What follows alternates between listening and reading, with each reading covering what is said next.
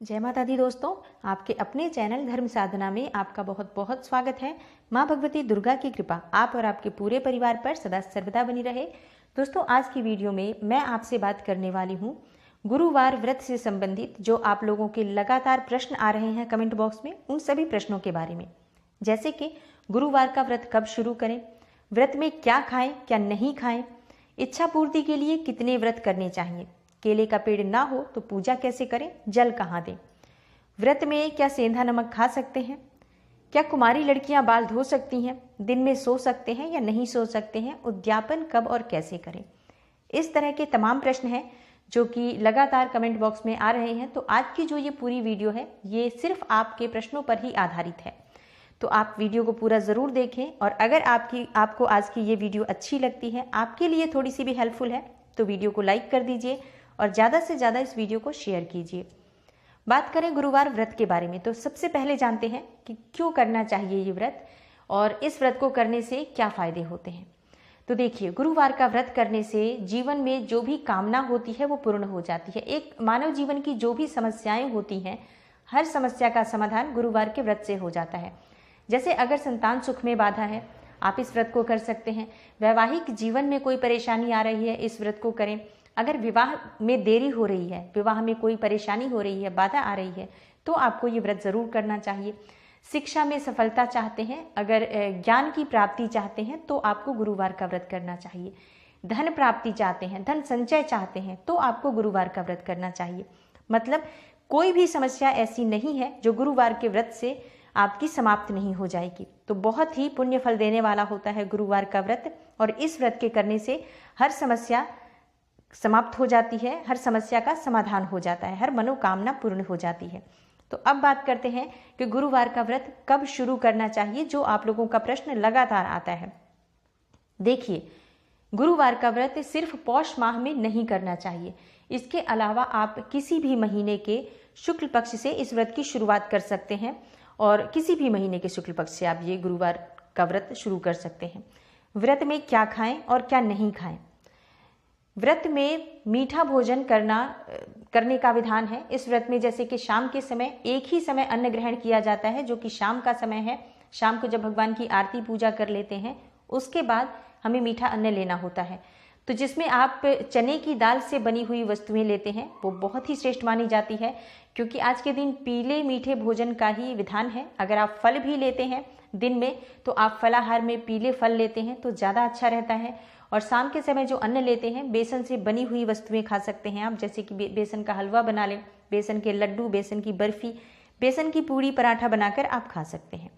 अगर ऐसा संभव नहीं है कि बेसन उपलब्ध नहीं है या नहीं बना सकते हैं बेसन का, तो आप गेहूं के आटे में भी एक चुटकी भर हल्दी डालकर आप उस आटे से पराठा पूरी बनाकर खा सकते हैं। लेकिन मीठा ही खाना है, ये ध्यान रखना है।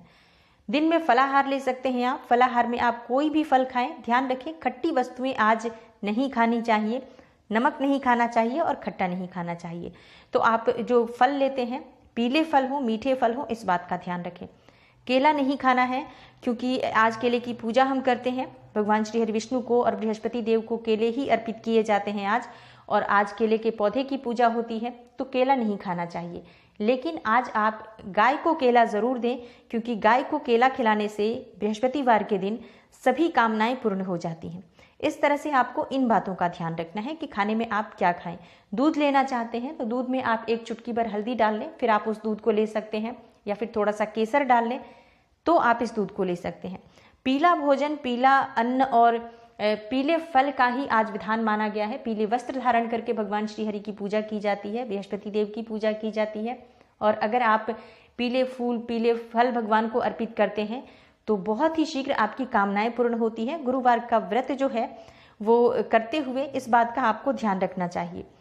कितने बृहस्पतिवार का व्रत करें अगर हम चाहते हैं कि हमारी कोई विशेष कामना है। देखिए, अगर आपकी कोई भी विशेष कामना है तो आप 16 गुरुवार का व्रत कर सकते हैं, इससे हर कामना पूर्ण हो जाती है। लेकिन अगर आप चाहते हैं कि आप ऐसे ही व्रत करें, जैसे कि बहुत से लोग होते हैं जो लगातार व्रत करते रहते हैं, उनको बस अच्छा लगता है व्रत करना, तो ये बहुत अच्छी बात है। आप व्रत कर रहे हैं, संख्या भी नहीं निर्धारित करते हैं, तो कोई बात नहीं। लेकिन आपको चाहिए कि आप कुछ समय के बाद इस व्रत का उद्यापन ज़रूर कर दें, फिर दोबारा से शुरू कर लें, लेकिन कुछ समय के बीच बीच में आप इस व्रत का उद्यापन करते रहें। बाकी अगर आपकी कोई विशेष कामना है, जैसे अगर आप संतान प्राप्ति चाहते हैं, विवाह में कोई बाधा है, या फिर आप वैवाहिक जीवन को सुखमय बनाना चाहते हैं, धन प्राप्ति की कामना है, ऐसी किसी कामना को लेकर आप व्रत करते हैं, तो निर्धारित करें संख्या कि आप 16 गुरुवार का व्रत करेंगे और इसके बाद आप उद्यापन करेंगे। विधि विधान से 16 गुरुवार करें आप, उसके बाद उद्यापन करें। अगर कामना पूर्ण ना हो तो भी क्या हमें उद्यापन करना चाहिए? जी हाँ, तब भी आपको उद्यापन करना चाहिए। अगर आप 16 गुरुवार में आपकी कामना पूर्ण नहीं होती है, तब भी आप 17वें गुरुवार को व्रत का उद्यापन करेंगे। फिर आप चाहें तो दोबारा इस व्रत को शुरू कर सकते हैं। एक और प्रश्न है कि अगर हमारी कामना, जैसे कि हमने 16 गुरुवार का संकल्प लिया लेकिन कामना हमारी पहले ही पूरी हो जाती है, तो भी क्या हम 16 गुरुवार का व्रत करेंगे? तो जी हाँ, बिल्कुल, तब भी आपको 16 गुरुवार का व्रत करना होगा। ये तो बहुत अच्छी बात है, श्रेष्ठ है, क्योंकि कृपा है आपके ऊपर भगवान बृहस्पति देव की, इतनी शीघ्र आपकी कामना पूर्ण हो गई।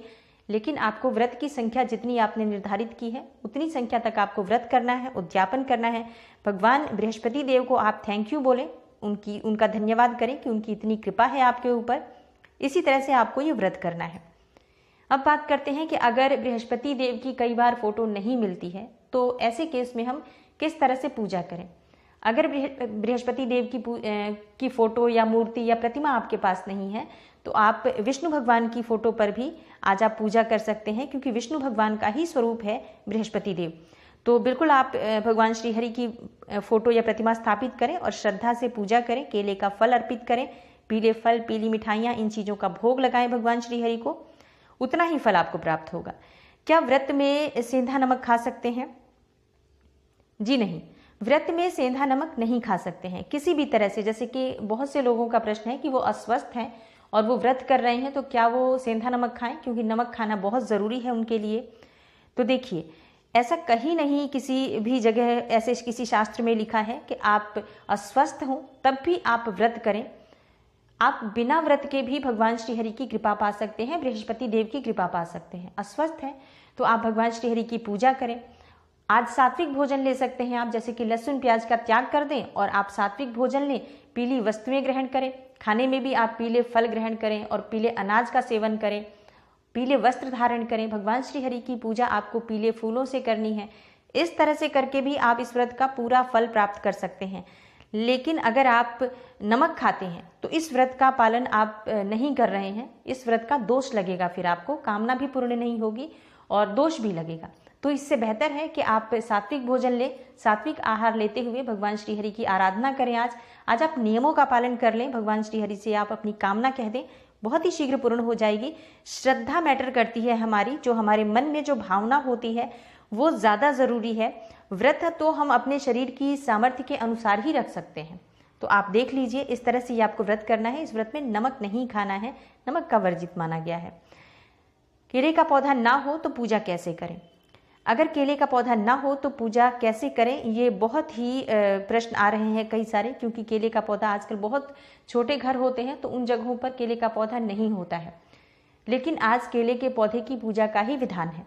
केले के पौधे में हम जल देते हैं, दिया जलाते हैं, उसमें जो हम प्रार्थना पूजा करते हैं उसका हमें विशेष फल प्राप्त होता है। तो ऐसे में अगर आपके घर में केले का पौधा नहीं है या जगह नहीं है तब तो ठीक है, लेकिन अगर आपके घर में थोड़ी सी भी जगह है और आप कर सकते हैं तो एक छोटा सा गमला केले के पौधे का लाकर अपने घर में लगाएं, पूजा करें। जितने गुरुवार तक आप व्रत कर रहे हैं तब तक आप रखें। जब आप उद्यापन कर देते हैं तब आप उस गमले को ले जाकर, पौधे को ले जाकर आप किसी मंदिर में दान कर सकते हैं, ये कर लें। लेकिन अगर ऐसा नहीं कर पा रहे हैं आप, तो आप अपने घर के आसपास कोई मंदिर देख लें जहाँ पर कि केले का पौधा हो, वहाँ जाकर आप पूजा कर लें। या आसपास कहीं पर भी केले का पौधा हो तो वहाँ जाकर आप जल अर्पित कर दें जब आप पूजा कर लेते हैं तो। लेकिन ये सभी चीज़ें भी संभव ना हो कि केले का पौधा एकदम उपलब्ध ही नहीं है, तब आप उस जल का क्या करें? अगर आप बृहस्पतिवार का व्रत कर रहे हैं तो तब आप उस जल को तुलसी के गमले में डाल सकते हैं। कोई संशय नहीं है, लेकिन भगवान से प्रार्थना करें, पूजा करें। कोई संशय नहीं है, आप तुलसी के पौधे में भी डाल सकते हैं, लेकिन पूरा प्रयास करें आप अपनी तरफ से कि आप केले का पौधा रख पाएं अपने घर में जब तक आप बृहस्पतिवार का व्रत कर रहे हैं। अगला प्रश्न है, क्या कुमारी लड़कियां बाल धो सकती हैं गुरुवार के दिन? देखिए, गुरुवार के व्रत का जो नियम है वो यही है कि आज के दिन हमें बाल नहीं धोना चाहिए। आप कुमारी है या फिर आप शादीशुदा हैं, बाल किसी को भी नहीं धोना है। ये इस व्रत का नियम है कि जो भी इस व्रत को करेंगे उनको आज बाल नहीं कटवाना चाहिए, बाल धोना नहीं चाहिए, और बहुत सारे काम है जैसे नाखून नहीं काटना चाहिए, पानी बेवजह व्यर्थ में बर्बाद नहीं करना चाहिए। यही इस व्रत का नियम होता है। तो अगर आप व्रत कर रहे हैं तो इन सभी नियमों का पालन करना होगा, चाहे आप कुमारी लड़की हैं या फिर आप शादीशुदा हैं। अगला प्रश्न है, क्या दिन में सो सकते हैं? दिन में सोने से क्या व्रत खंडित हो जाता है? देखिए, दिन में सोने से व्रत खंडित तो नहीं होता है, लेकिन इसका पूर्ण फल प्राप्त नहीं होता है। जैसे कि हम जब व्रत करते हैं, कोई सा भी व्रत करते हैं, चाहे सोमवार करते हैं या गुरुवार करते हैं या शुक्रवार करते हैं, चाहे एकादशी करते हैं, किसी भी व्रत में दिन में सोना नहीं चाहिए। व्रत का नियम यह होता है कि हम पूरे दिन जिस भी देवता के लिए व्रत कर रहे हैं उस देवता का पूरे दिन आराधना करेंगे, पूजा करेंगे, प्रार्थना करेंगे, उसके नाम का स्मरण करेंगे। तो अगर हम सो जाते हैं तो उतना समय हमारा व्यर्थ हो जाता है, जिससे इस व्रत का जो है पूर्ण फल प्राप्त नहीं होता है। तो प्रयास करें कि आप जब भी कोई व्रत करते हैं तो आप दिन में सोए नहीं, कोई ऐसा काम देख लें जिसमें आपका दिन व्यतीत हो जाए, भगवान का स्मरण करते हुए आप आज का दिन बिताएं। अगला प्रश्न है, उद्यापन कब और कैसे करें? देखिए, इस व्रत का उद्यापन बहुत ही सरल है। जैसे आप व्रत करते हैं बिल्कुल वैसे ही इसका उद्यापन है। जैसे कि हमने 16 गुरुवार का अगर संकल्प लिया है तो 16 गुरुवार का व्रत करेंगे और 17वें गुरुवार को हम उद्यापन करते हैं। 17वें गुरुवार को जब उद्यापन करना होता है तो कुछ वस्तुएं चाहिए होती है हमें, जो कि हम पूजा में रोज प्रयोग करते हैं गुरुवार की, जो कि चने की दाल होती है, गुड़ है और केले हैं, पीला फल, पीले वस्त्र, पीली मिठाइयाँ, जो कि बृहस्पति देव की प्रिय वस्तुएं हैं। ये सभी चीज़ें हमें दान करनी होती हैं। तो इनकी क्वांटिटी आप अपनी सामर्थ्य के अनुसार देख लें। जैसे 1.25 किलो गुड़ ले लें, 1.25 किलो चने की दाल ले लें। ऐसे ही जितनी आपकी सामर्थ्य हो इस हिसाब से आप सामग्री लें। कुछ दक्षिणा की सामग्री रखें, कुछ दक्षिणा के लिए कुछ पैसे रखें, और ये सभी सामग्री आप भगवान विष्णु को पहले अर्पित करते हैं। 17वें गुरुवार को भी पूजा आप बिल्कुल वैसे ही करेंगे जैसे हर गुरुवार को करते हैं। उसके बाद ये सभी सामग्री भगवान विष्णु को अर्पित करेंगे, पूजा प्रार्थना करेंगे। जो भी हमने भूल चूक कुछ की हो इस व्रत में उसके लिए क्षमा प्रार्थना करें। अपनी कामना को पूर्ण करने के लिए भगवान श्री हरि विष्णु से हम प्रार्थना करते हैं, और उसके बाद हम ये जो सामग्री है वो किसी ब्राह्मण को दान कर देते हैं। तो इस तरीके से ही उद्यापन होता है। बहुत सरलता से आप उद्यापन कर सकते हैं अपने आप ही, अपने घर में ही। तो इस व्रत में ऐसा कुछ नहीं है कि आप पुरोहित बुलाएं और फिर पूजा कराएं और फिर एक बड़ा लंबा चौड़ा अनुष्ठान नहीं है, लेकिन आप चाहें तो करवा सकते हैं। अगर आप चाहें तो गुरुवार के उद्यापन में आप किसी ब्राह्मण को बुलाकर भी विधि विधान से ये पूजा प्रार्थना करवा सकते हैं, उनका आशीर्वाद लें और ये सभी सामग्री उनको दान कर सकते हैं। तो दोनों ही तरीके हैं जो आपके लिए सुविधाजनक हो। इस तरीके से आप इस व्रत का उद्यापन करें और पूजा करें। तो उम्मीद करती हूँ आज की जो ये वीडियो थी, जो आप ही लोगों के प्रश्न थे, इसी पर आधारित है, तो ज़रूर आपके लिए हेल्पफुल होगी। वीडियो आपको अच्छी लगी हो तो लाइक कर दीजिए, ज़्यादा से ज़्यादा इस वीडियो को शेयर कीजिए। चैनल पर पहली बार आए हैं, वीडियो आपको अच्छी लगती है तो चैनल को सब्सक्राइब ज़रूर कर लीजिए और बेल बटन को प्रेस कर लीजिए। इससे ये होगा कि हर वीडियो की नोटिफिकेशन आपको सबसे पहले मिलेगी। मैं मिलती हूँ आपसे अगली वीडियो में, तब तक के लिए नमस्कार।